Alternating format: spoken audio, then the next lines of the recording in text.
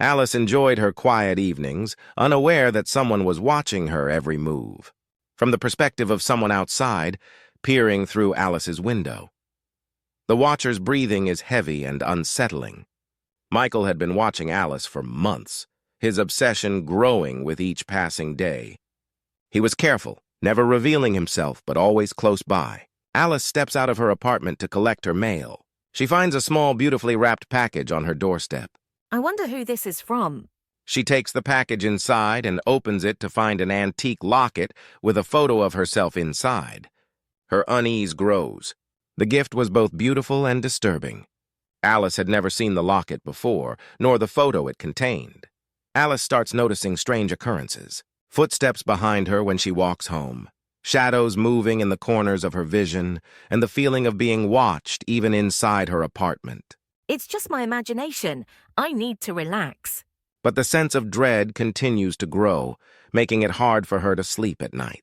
One stormy night, Alice hears a noise from her living room.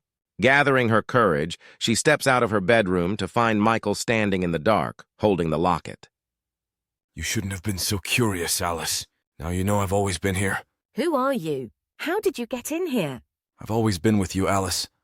Watching, protecting, loving. Alice backs away, her heart racing as Michael steps closer. The lamp shatters, and in the confusion, she runs out of her apartment into the rainy night.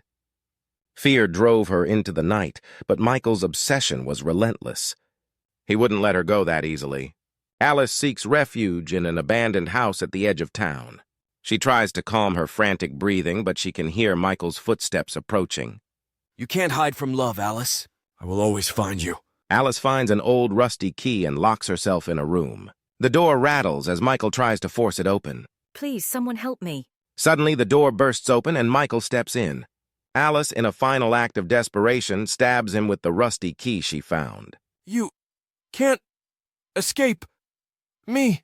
Alice, trembling, steps over him and runs into the night. Alice moves to a new town, trying to rebuild her life.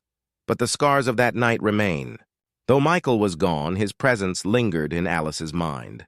She could never fully escape the shadow of his obsession, a haunting reminder that love, when twisted by madness, becomes a living nightmare. In the end, love can be a beautiful thing, but when it turns into an obsession, it can become the most terrifying thing of all. For more content, like, share, and subscribe my channel.